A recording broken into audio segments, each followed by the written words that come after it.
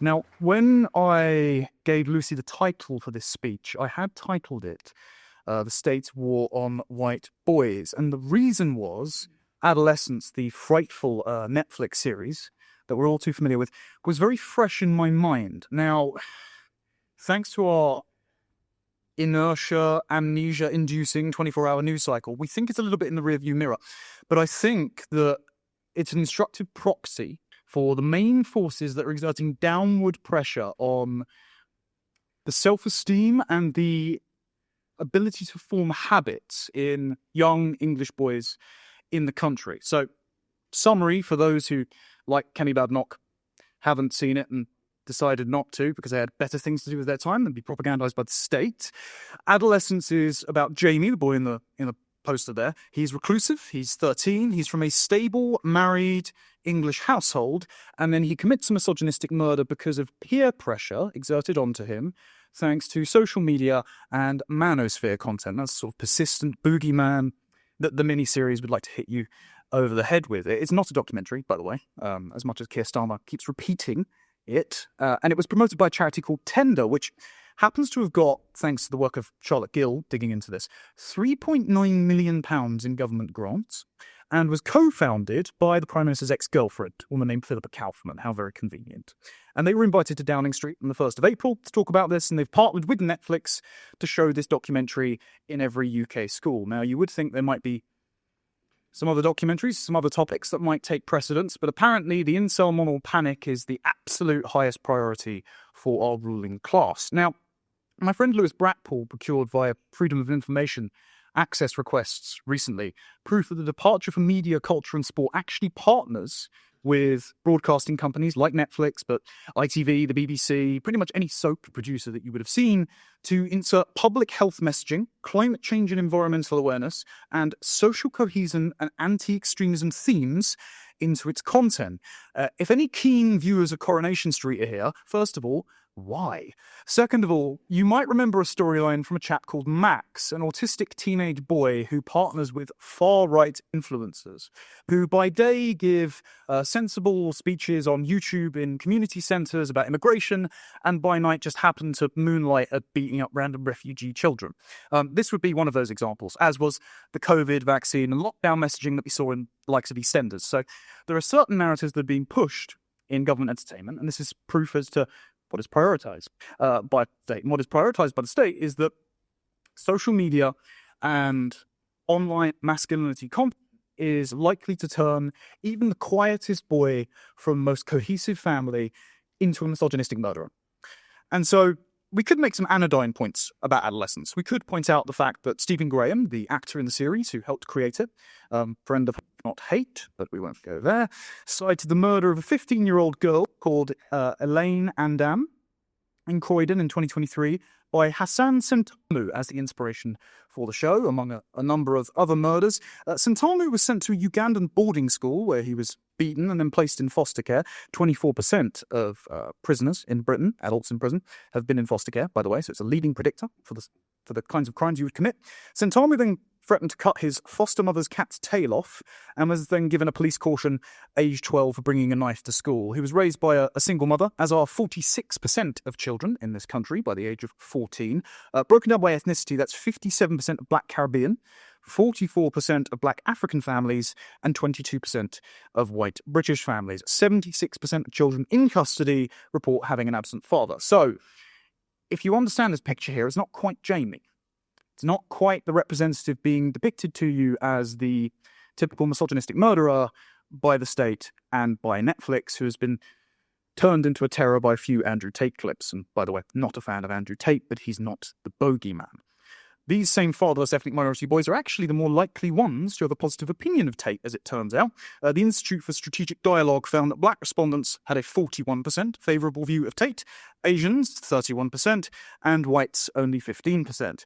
Of course, unfortunately as well, because of fatherlessness, because of these kinds of attitudes, black boys comprise 61% of knife crime perpetrators, 61% of knife murder perpetrators, 53% of knife crime perpetrators, and 73% of the Met Police's gang matrix suspects. Now, these are not fun facts to read out, but if we ignore reality, a la adolescence, we don't solve this problem and we don't keep young boys out of gangs and alive. Now, of course, Jamie is the scapegoat for our liberal ruling class, and this moral panic was manufactured. But it is very instructive as to what I think are the three institutions exerting pressure on young boys like Jamie. And I'm going to read a quote from C.S. Lewis from The Abolition of Man, which is a really good essay on the way that the hollowing out of moral sentiment in education forms what he calls chestless men, as in men who have their heads filled with ideology, but who are bereft of courage, bereft of guidance, and so can't navigate in and sustain a civilization very well. And he writes, "It is not an excess of thought, a defect of fertile and generous emotion that marks these men out. Their heads are no bigger than the ordinary. It is the atrophy of the chest beneath that makes them seem so. And all the time, such as the tragicomedy of our situation, we continue to clamour for those very qualities we are rendering impossible. You can hardly open a periodical without coming across the statement that what our civilization needs is more drive, or dynamism, or self-sacrifice, or creativity, but in some sort of ghastly simplicity, we've removed the organ and demanded the function. We make men without chests and expected them virtue and enterprise. We laugh at honour and are shocked to find traitors in our midst. We castrate and bid the geldings be fruitful." And so, if you don't mind moving on to the next slide, I think this is the assembly line for chestless men.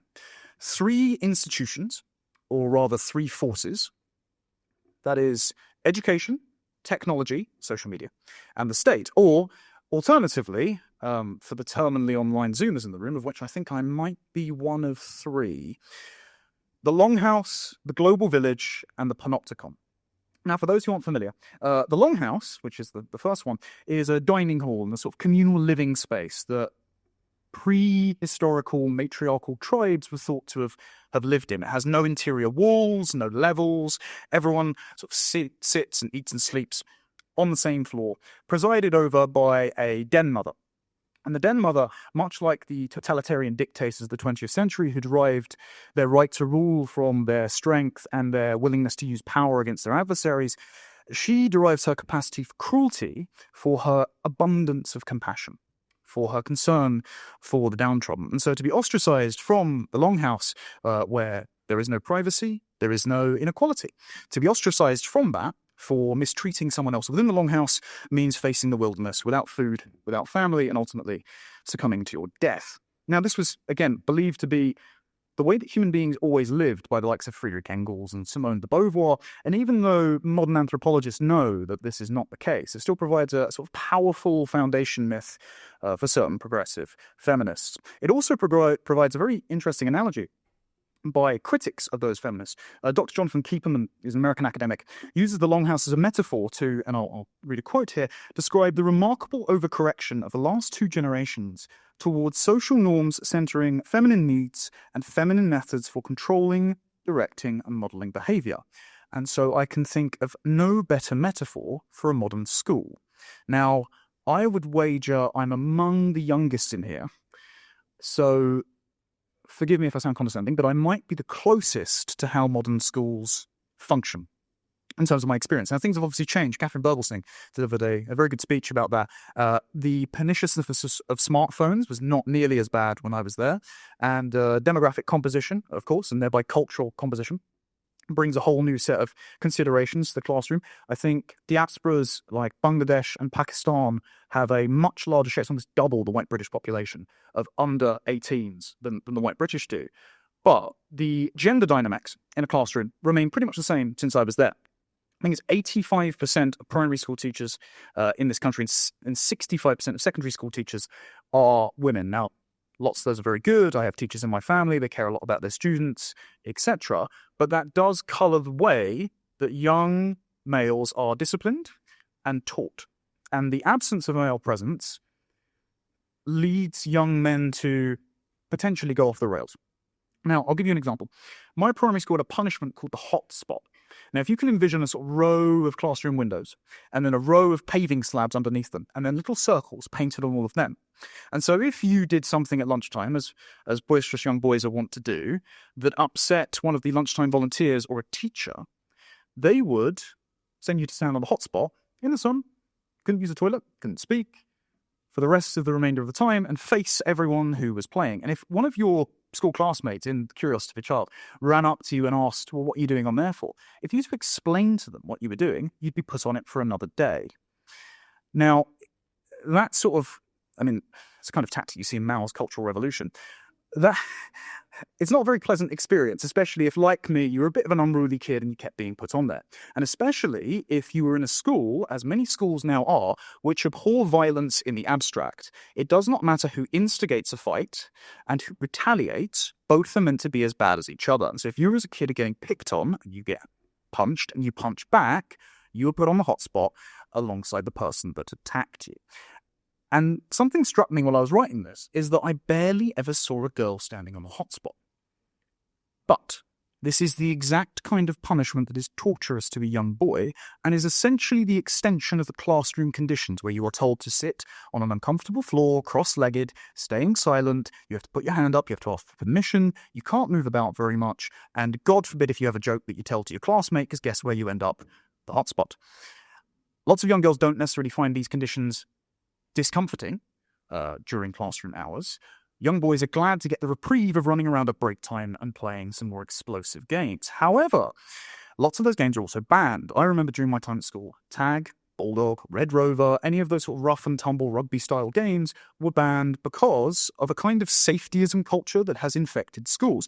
And Mary Harrington calls this the bump note bureaucracy. Parents in the room will be familiar with this, where the natural scrapes and grazes of childhood now require kind of an Alexandrian labyrinth of paperwork to be filled out by administrative staff and teachers to notify their parents, to notify the parents of the child if they've fallen over. Whereas before, this would be just presented as something you could brush off.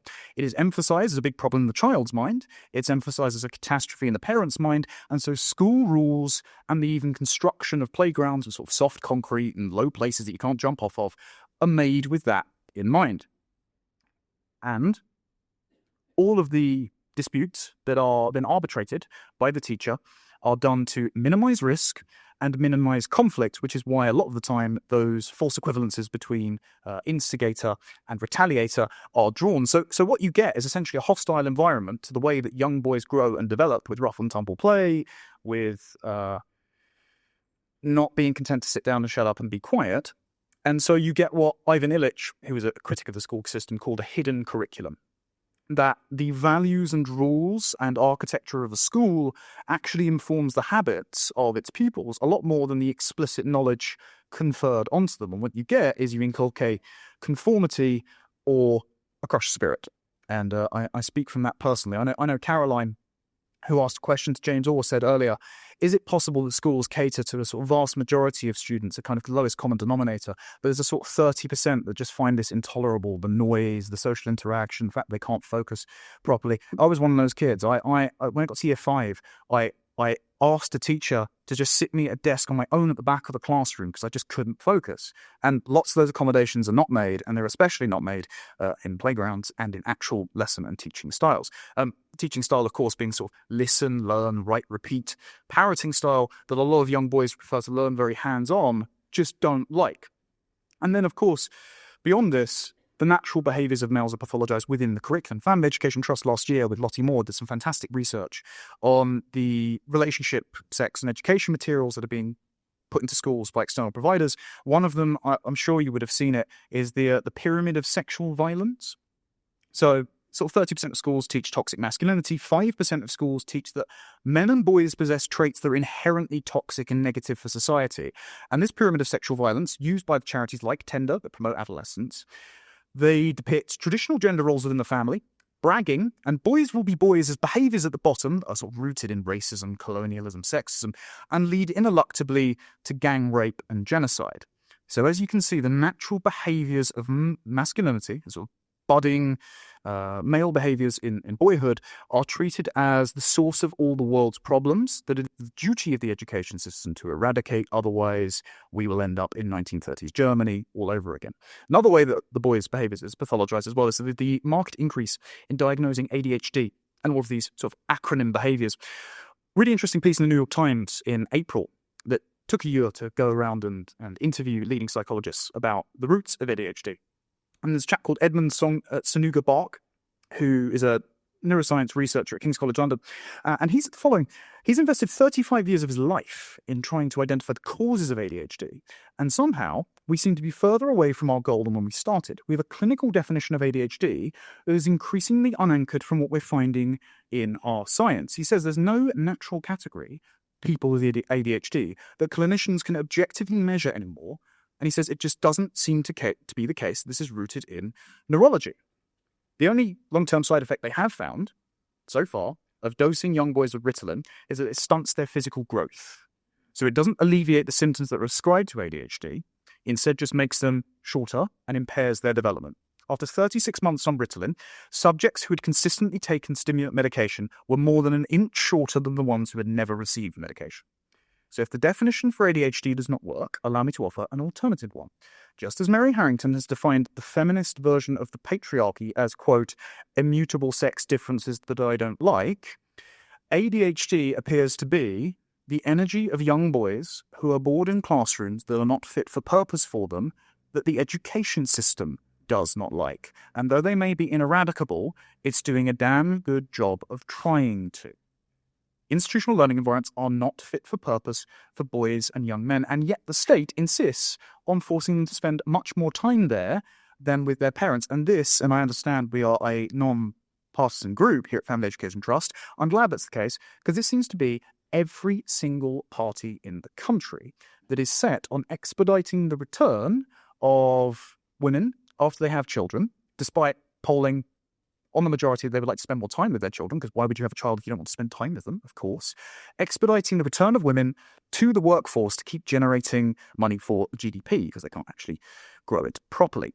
Bear in mind, the last Conservative government, ostensibly Conservative government, wanted to put children in daycare for 30 hours a week from 6 months old, subsidised by the state, so taxpayers, of course. And then Labour have now decided they're going to take toothbrushing away from a job that parents make as a habit. They're going to have mandatory toothbrushing classes as part of the morning routine, with the justification, of course, that if they, as more time the economy is taking up from parents, then they can just take that off their hands and take the role of a parent, which is just a great idea, of course.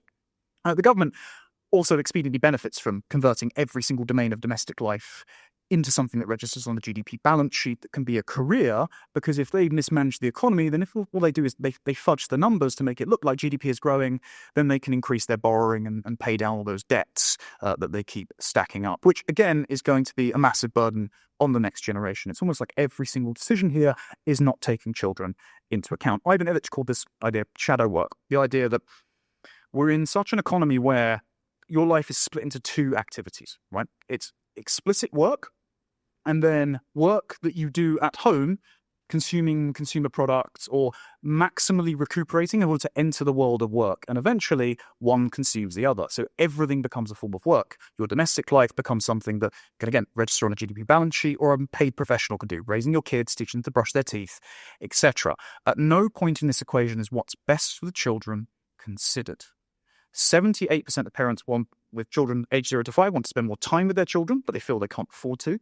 All children want more time with their parents, of course, because they do not know the strangers they are being handed off to. And we know this is bad for children. Erica Commissar, anyone who's come across her work will know how well she writes on this. She's written how just parental absence will elevate blood cortisol levels in babies, starve them of oxytocin, and cause premature amygdala activation. Now, this predisposes children to anxiety and personality disorders. So if you're wondering why about a couple of generations after the shoving of kids into institutional childcare, we're getting these fevered protests and these obsessions with apocalyptic causes and a exponential rise in adolescent mental health problems, there might be one of many explanations that we should examine. But again, nobody in government, save, funnily enough, Miriam Cates, who's speaking next, was talking about this sort of thing. Everyone seems to be on the train of more daycare, more work, much better. We also know from the CDC Kaiser study, which is a study in America with 17,000 participants, so that's a pretty good sample size, that childhood experiences, adverse childhood experiences, result in worse mental health and physical health, poor finances, fractured families, criminal behavior. So we've had the data on this for a very long time. Nobody seems to want to do anything about it. Instead, we just shovel young boys into an institution that is not fit for purpose. Everything will be sacrificed for the collective benefit of the head of the Longhouse. Now, the great irony of this safetyism culture in schools is that then we just shove children into the Wild West of the internet. Now, I'm a digital native as a Zoomer, so I grew up online. I think that Gen Alpha now, they might as well speak in hieroglyphics to me. And so the rapid change of the culture on the internet is going to exacerbate generational divides. A lot of attention has been paid by Miriam, by Jonathan Haidt, to the detrimental effects of smartphone usage and social media on adolescent girls. And this is because, as has been written before, adolescent girls are kind of like the vanguard for social contagions. I remember growing up, for me, it was, cutting, eating disorders, all the contagions of Tumblr. And then, of course, in the last 10 years, it's been gender identity disorder, and Lord knows what's coming next. And so we should be very vigilant about this. Very little attention's paid to the fact that the porn industry openly preys on boys as a business model. Like, they're not shy about this. Sound Investigations, which is an undercover filming journalism company, they went and spoke to some of the executives at ALO, formerly MindGeek, so the sort of bosses of Pornhub. And not only were they just admitting that they had lots of child sexual exploitation material on their platform, and we've since seen from internal documents, they were laughing about the amount of stuff that was on there, by the way. Some of the creators were saying, well, we make our content with 12-year-olds in mind, because what if you're a young 12-year-old queer person and you haven't realized it yet? But if we introduce like trans themes into our porn, it might make you understand who you really are. These people are running one of the biggest, most profitable international industries in the world. I think OnlyFans is headquartered here. The BBC found, by the way, that OnlyFans knowingly had child sexual exploitation material on their platform. They notified them multiple times. They didn't take it down. It wasn't until the police got involved they decided to take action. Why are they allowed? Like, we hear a lot from social conservatives, me included, about the idea of banning pornography because it's a sort of social acid. It's bad for relationship outcomes. It's bad for the neurological development of people that consume it. If we just enforce the law against them, it would work as a de facto ban. And we know this because as soon as in America they put age verification laws in multiple American states, I think Louisiana was the first one, they just suspended all their services. Rather than comply with the law and spend a little bit of money on the digital infrastructure required to ensure that only adults are consuming their content, they just suspended all services in the area. So how much predation on young boys is a part of their business model, and how much of it is a business model of social media companies as well, because it doesn't just stay contained to those websites, those sort of parasocial websites like OnlyFans, and then it leaks onto sort of free tube sites. It then leaks onto X, for example. Now, I'm pretty sure lots of us are grateful for Elon Musk having purchased X and liberalized free speech and improved discourse. But remember, X still allows users, I think, from 13 up, and still also allows explicit material on the platform. So there's a lot of cross-pollination there. And even though Instagram and TikTok do not allow nudity on platform, they are used as marketing arms for OnlyFans prostitutes. It's a very short click away from a bio to go and see this stuff. Also, Instagram knows that this sort of stuff is going on. Because about 2 years ago in the Wall Street Journal, ran a expose on Meta.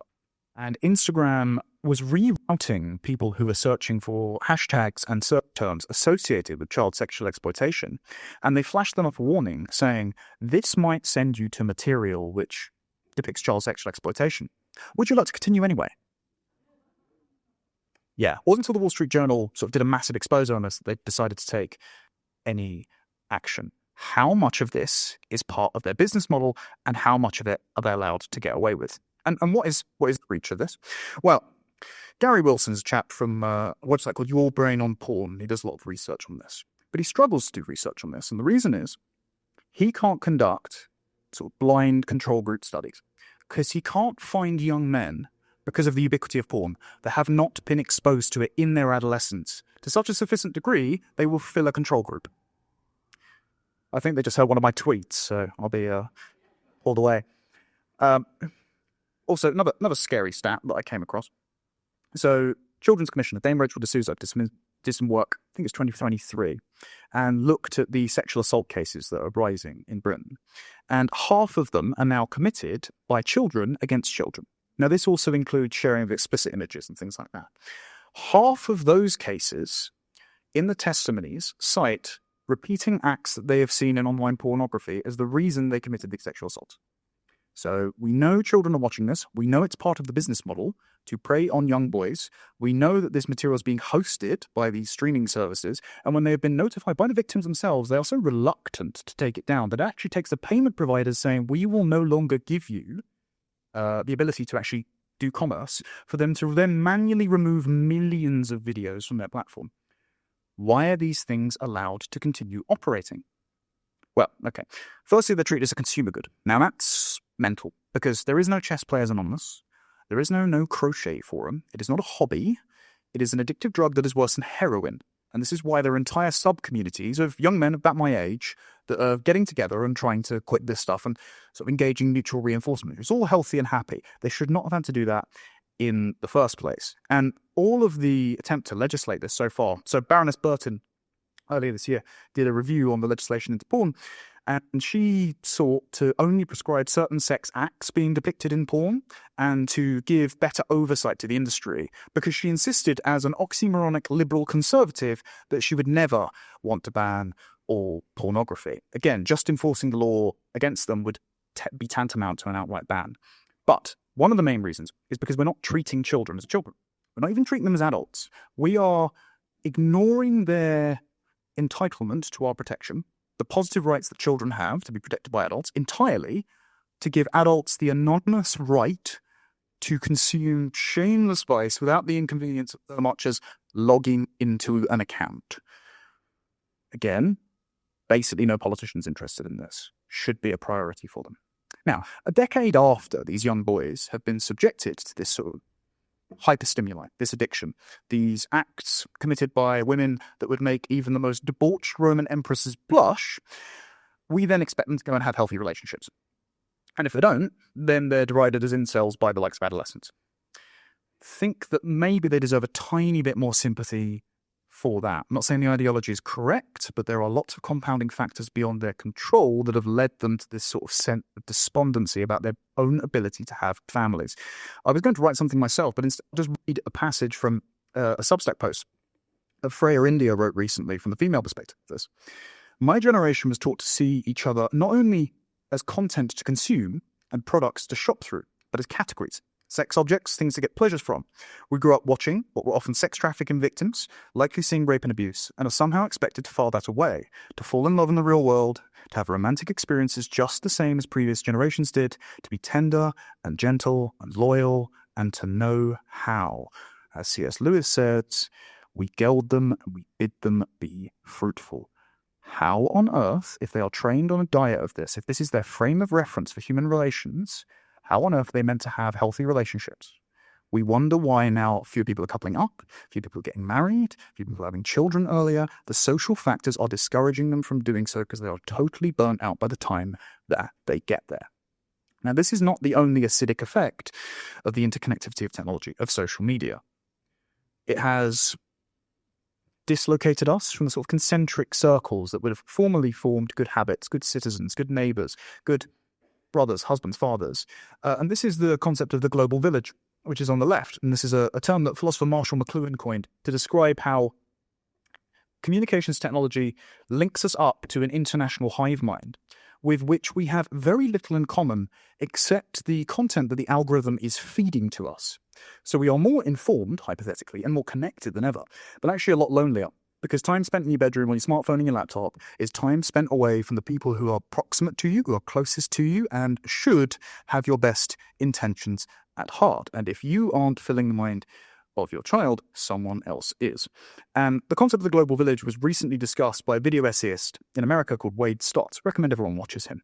And he pointed out how, because of the interconnectivity of the internet and how cultures interact, you're more likely to get a global shantytown than you are a global village, where nations with larger demography and lower prohibitions against being dishonest, cheating, lying, scamming, extort the high-trust social norms of somewhere like the US or the UK or Western Europe. And a great example of how this can impact children is ElsaGate. Don't know if anyone remembers this from about 7 years ago now.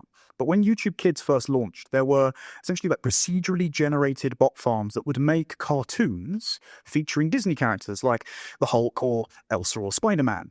And because they were trying to get sensationalist content on YouTube, they would then filter in sexual acts, violence, drug use, and this would be put on YouTube Kids. So a parent would just innocuously play these cartoons. They would be on the sort of next up shuffle list. They'd stick their tablet in front of their child, and then these grotesque acts of Peppa Pig, cutting off the head of Adolf Hitler or something like that, would be played to their child.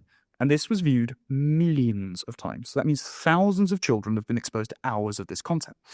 If you are not controlling what is in front of your child, someone else who you do not know, you don't know who they are, you don't know what cultural priors they've been raised on, you do not know whether or not they value the sanctity of childhood and will happily cast that aside to make some money, they will be setting those priorities instead. And this is why I think we're seeing a massive rise in not just financial scams, but sexual exploitation scams that are targeting young boys over the internet. Again, it's unlikely we're going to get a global village. And yes, it does take a village to raise a child. It takes your village, not the global village, because you have no idea who is living in that. Final point. I'll move to the final sort of structure. And that is the Panopticon. So the Panopticon's at the top. If you're not familiar with this, it was a Victorian idea that was invented by Jeremy Bentham, sort of forefather of utilitarianism. And he wanted to maximize surveillance and minimize staff in a prison. So the central guard tower that you can see will constantly observe inmates who are all lined on the outside circular wall. And the theory goes that if you are constantly surveilled, you will be on your best behavior. And that is how our modern state operates. I think it was Tony earlier who said that in place of these bonds of sentiment which organically police and form good habits in people, family, faith, congregation, community, country, in place of that, you just got the individual and the state. And if the individual is poorly formed, the state has to ratchet up their surveillance and control of what they say and do at all times in order to keep them under control, especially in a fractured, culturally divisive environment where they have to make everyone play nice. And so the British state has spent the last how many years guided by the belief that a closed-off identity will morph ineluctably into fascism. I mean, the sort of spectre of concern over the repeated atrocities of the Second World War, which, of course, anyone in their sane mind doesn't want to repeat. But it looms so large in our minds that doing something as simple as wanting to amend the European Convention on Human Rights gets you compared by the highest lawyer in the land to literally the Nazis. Basically, because of that fear, the British state has tried to pry everyone free of the old loves and loyalties that are natural, that are organic, and that are healthy to family, community, congregation, faith, and nation, and in its place, make relationships between the individual, the state, the economy they control, and the ideology they believe in as frictionless as possible. They essentially want to liquidate our identities down to a inoffensive grey goo that we can all drink. Tim Stanley wrote really well in the Telegraph recently about this. He described it as a portable identity that is uncontroversial because it demands nothing except to pay one's taxes and avoid murder. And this allows you to just move from every single nation that's practicing the exact same thing and feel no more at home in your country than in an airport departure lounge. This is the mentality of what David Goodhart calls the anywhere class. People who are not rooted in a particular time, place, and tradition, who have been dislocated by belonging to the global village. And so these relationships that produced good citizens, sort of the bonds of sentiment that historian Alec Macfarlane observed in the origins of English individualism, and when Alexis de Tocqueville walked around America and sort of found themselves to be sort of self-governing and have a thriving civic society, he thought, well, they must have been imported from England. Those things particular to us over here in the UK have been shattered by transformations in technology, in the economy, and in social relations. Particularly, I think, the industrial and sexual revolutions. And in its place, the state has appointed itself the arbiter of correct opinion, the arbiter of maintaining community cohesion between the client groups that it picks and chooses as warranting its moral concern. And these are, of course, minority, racial, sexual, ethnic, sexual preference, gender identity groups at the expense of the host majority, particularly heterosexual white men, on whose shoulders it places the burden of inexpungible historical guilt. And because it blames heterosexual white men for all of these problems, it does two things. One, it turns them into the avatar of the only reason why we don't have an egalitarian utopia yet. So it justifies any and all measure, even gleeful punishment of them, in pursuit of that utopia. And two, it then passes actual measures in order to do this. And so it does things like make racial and sexual discrimination a matter of just legal compliance under the Companies Act the Equalities Act, the Charities Act, and various bits of legislation that discourage hiring the host majority population of the country and instead encourage hiring various aggrieved minority groups who then use their position of activism to either hire along nepotistic lines or perpetuate those grievances with the ideological window dressing of woke compassion. I keep using the word woke, by the way. I know the definition has been muddied recently, but I like Eric Kaufman's definition, which means that making sacred totems out of historically marginalized race, gender, and sexual identity groups, or, as literally a communist Ash Sarkar once said, the redistribution of power, wealth, and land along race, gender, and class lines. In short, racial and sexual communism. And this is why they see the civil rights movement, the sexual revolution, as sort of wind up and go movement towards utopian progress, hence the word progressive. But, and here's the problem, how did that get such purchase in our institutions if a weed is planted on arid soil, it will never grow? The problem is it has parasitized a latent promise in the liberalism of Britain, and that is the belief in the blank slate. That is a belief that fundamentally we're all deep down equal, that the accident of geography, the injustice of economic inequality, and some differences in education and culture can be easily remedied if just the state changes all of those things. It keeps an ever-watchful eye on all of your relationships and ensures there is no power imbalance, and it steps in, it can just achieve John Lennon's Imagine. And the only people stopping that, according to them, are the straight white men who will not refuse to be wound up in the ever-increasing ratchet of liberal progressivism. And this is why the state spends so much time on identitarian issues. It's why it scapegoats young men like Jamie in adolescence, when the inspiration for adolescence and the statistics do not bear out that Jamie is the most likely perpetrator of these horrendous crimes. Now, of course, this anthropology, this sort of blank slatism being a fiction, the state isn't going to get John Lennon's Imagine. Instead, what it gets is the Leviathan, but with more pride flags. It gets the bright pink Panopticon. Or its reach exceeds its grasp when we all get David Bett's prediction of ethnic-based civil war before they can institute that utopia. And I don't know about you, but I'd rather both of those visions of the future do not come to pass. So that's the main problem. The state treats young, white, especially working class boys, as its primary scapegoat for why we don't have an egalitarian utopia yet. It exposes them as a matter of principle for the liberal self-offering subject to consume to the wild west of the internet, the global village, and the predatory nature of porn companies. And it packs them into schools which are not fit for purpose, which feel like prisons to them, which feel like social shaming strategies from a communist dictatorship to them. And then it expects them to be custodians of a civilization, and then denigrates them as ungrateful woke snowflakes when they don't want to do national service and go and fight in a war overseas. And so, look, if you can make it past being a young man, make it past being Jamie, here's the vision of the future that you have to look forward to. If you don't mind on the third one, you can end up being Nick. I don't know if you've seen this social contract meme going around, but basically the future of Nick is to have an increasing amount of his income from his 9 to 6 knowledge economy job siphoned off to living in a house of multiple occupancy and renting in the city and having nothing to show for it, and it being spent on social housing, largely for lots of indolent second-generation immigrants, or the pensions and subsidised healthcare that Nick will never benefit from for Simon and Linda. And yes, of course, not all people of that age are like that. I love my grandparents very much, but it is an archetype.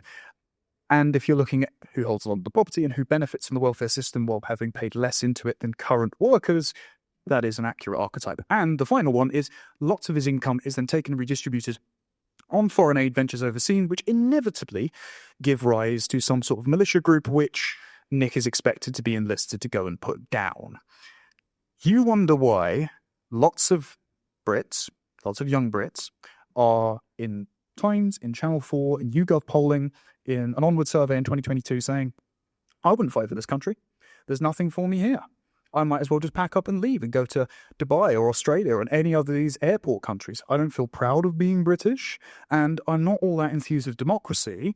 And if I'm not being listened to, I have no problem with some strongman coming in, or even the army, as 40-odd% of them said, coming in and toppling the whole system over. So if we would like a stable society, if we would like a civilization that does not break out into ethnic conflict or total systems collapse, a la the Roman Empire, I might suggest that we listen to the concerns that are afflicting young boys rather than demonizing them in things like adolescence before they burn down the global village to feel its warmth.